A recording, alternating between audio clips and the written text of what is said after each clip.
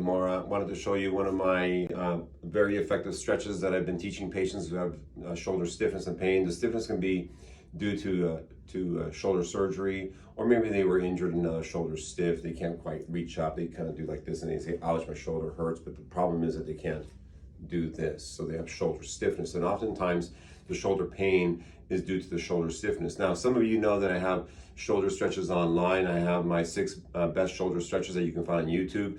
But there's this one stretch that I have figured out has made the biggest difference. It's very effective and very easy to do because you don't need a physical therapist. You don't need any special equipment. All you need is some sort of object that can support your weight. So in this room here, this is one of my clinic rooms. As you can see, it's just a clinic room. All I have is this computer frame here, but it allows me to show my patients. So this is what I do. I tell them you can use a fence post, a bar, a weight, something in the weight room to support you. You hook onto it like this, hook your arm on it. Keep the painful or stiff arm on it so you kind of help it up if you have to, like this. And then you position yourself in a way where you will be bending at your hips, okay? You bend at your hips, and what I tell my patients is you have to relax, use your hand as a hook, so that it supports you, and then you fall back. Okay, you fall back and you relax. Knees are kept straight. Body weight is pushed back, and my arm has the sensation or the feeling that it's getting pulled.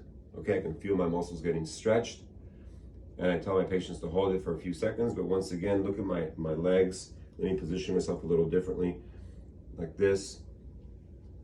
I'm getting a really good stretch, and what's essential, and actually I come up slowly. Okay, that's important too. And I tell my patients to do it about 20 times if they can. And what's essentially happening is the ball and socket are getting stretched out, and the surrounding soft tissue, which is like a cocoon, is also getting stretched.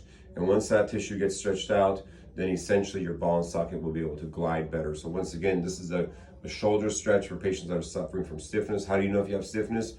You go like this. That means you have stiffness.